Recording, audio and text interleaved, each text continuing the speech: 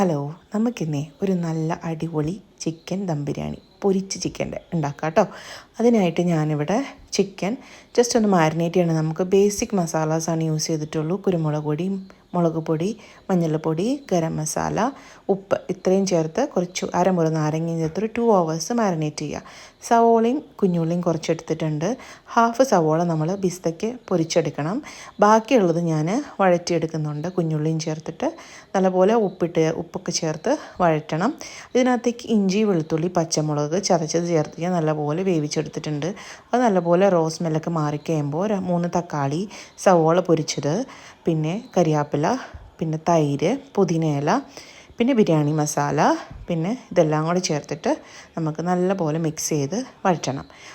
ഒന്ന് മിക്സ് ചെയ്ത് കഴിയുമ്പോൾ നമുക്ക് കുറച്ച് പച്ചവെള്ളം ഒഴിച്ച് കൊടുക്കാം. പിന്നെ കുറച്ച് കിസ്മിസ് ഇട്ട് കൊടുക്കാം. നല്ലപോലെ ഒന്ന് വേവണം.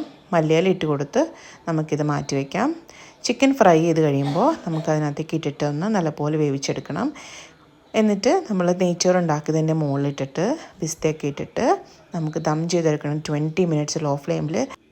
അങ്ങനെ നമ്മുടെ ബിരിയാണി റെഡി ആയിട്ടുണ്ട്. എല്ലാവരും ഒന്ന് ട്രൈ ചെയ്യണം.